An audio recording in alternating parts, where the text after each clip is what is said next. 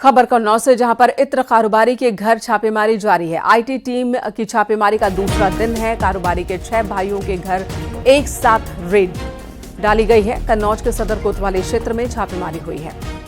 कल छापेमारी हुई, अब भी छापेमारी की कार्रवाई चल रही है। कागजात खंगाले जा रहे हैं। कन्नौज में इत्र कारोबारी के घर पर छापेमारी हुई है।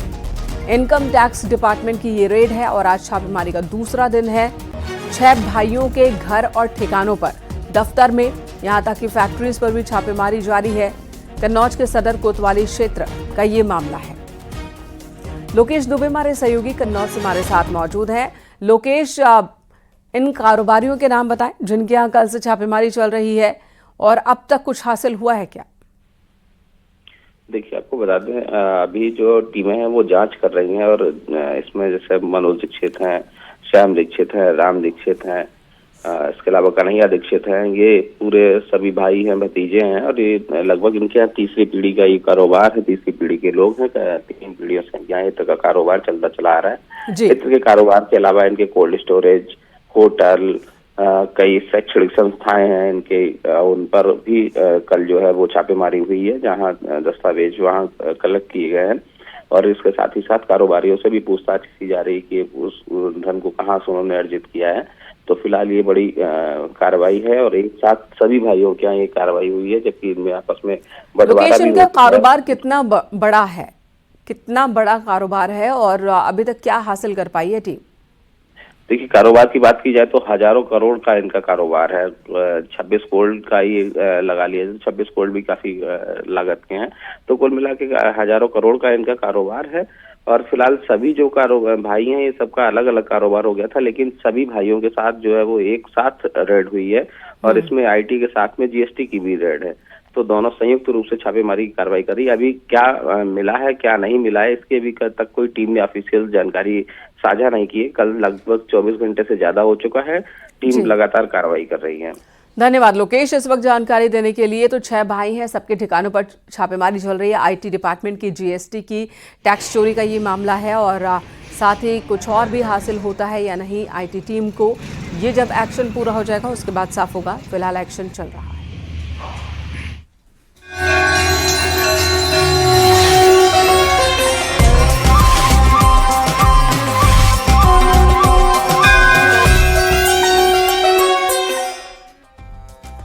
प्रयागराज महाकुंभ का आज 32वां दिन है। महाकुंभ पहुंचकर पवित्र स्नान करने वालों का आंकड़ा 48 करोड़ 29 लाख से ज्यादा हो चुका है।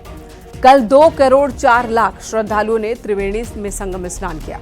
आज छत्तीसगढ़ के मुख्यमंत्री विष्णुदेव साय महाकुंभ पहुंचकर पवित्र स्नान करेंगे। महाकुंभ मेले के 31वें दिन 5वें स्नान पर्व माघ पूर्णिमा पर श्रद्धालुओं का जनसैलाब प्रयागराज में उमड़ा। हालात मौनी अमावस्या जैसे ही दिखे। प्रयागराज के 10 किलोमीटर तक के दायरे में श्रद्धालुओं का हुजूम नजर आया।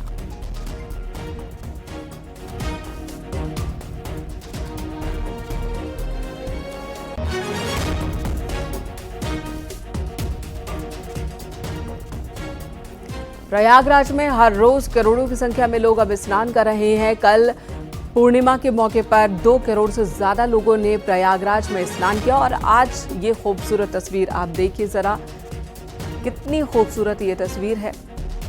यमुना, गंगा और सरस्वती के मिलन की ये तस्वीर, और उसमें मौजूद दर्जनों की संख्या में बोट। सुबह सुबह ब्रह्म मुहूर्त में ही बड़ी तादाद में लोगों ने स्नान की शुरुआत कर दी।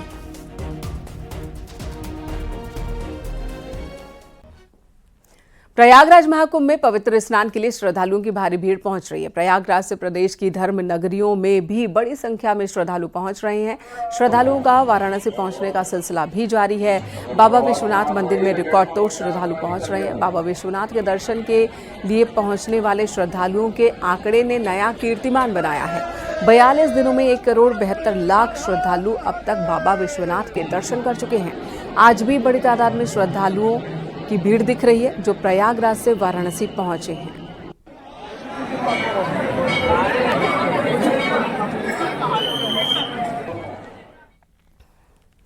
सीएम योगी आदित्यनाथ आज गोरखपुर के दौरे पर होंगे। सीएम योगी यहां 102 करोड़ से ज्यादा की 116 योजनाओं का शिलान्यास और लोकार्पण करेंगे। इस मौके पर शहर के पहले कल्याण मंडपम का उद्घाटन भी करेंगे। सीएम योगी 76.40 करोड़ रुपए के विकास कार्यों का यानी कि 76 करोड़ 40 लाख रुपए के विकास कार्यों का शिलान्यास करेंगे। 26 करोड़ 31 लाख रुपए की परियोजनाओं का लोकार्पण करेंगे।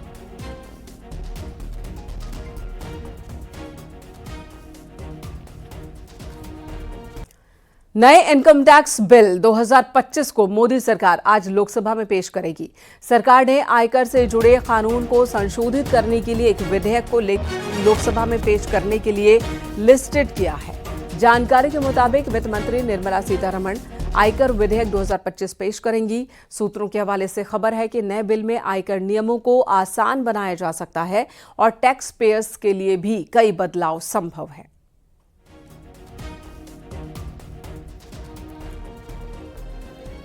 तो नए इनकम टैक्स बिल को आज सदन के पटल पर रखा जाएगा। इसके संकेत बजट के दौरान दिए थे निर्मला सीतारमण ने और उन्होंने कहा था कि जब नया बिल आ जाएगा तो पुराने बिल जो गैर जरूरी हैं टैक्स से जुड़े हुए वो खत्म हो जाएंगे और आयकर को और ज्यादा आसान बनाया जाएगा नए बिल के जरिए।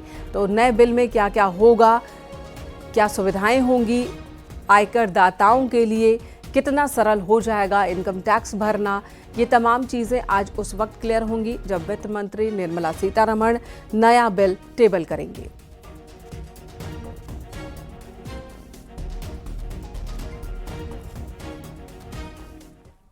संसद में आज वक्फ संशोधन बिल पर जेपीसी रिपोर्ट पेश होने वाली है। लोकसभा अध्यक्ष ओम बिरला को सौंपी गई जेपीसी रिपोर्ट में देश भर की विवादास्पद वक्फ संपत्तियों के मामले का ब्यौरा दिया गया है। इस रिपोर्ट में विधेयक के कई पहलुओं पर विचार और सबूत भी पेश किए गए हैं। रिपोर्ट को हिंदी और अंग्रेजी दोनों ही भाषाओं में पेश किया जाएगा। इस रिपोर्ट में उन सभी सबूतों का भी रिकॉर्ड शामिल है जो जेपीसी के सामने रखे गए थे। सदन की कार्यवाही के दौरान विपक्ष के हंगामे के भी पूरे आसार हैं।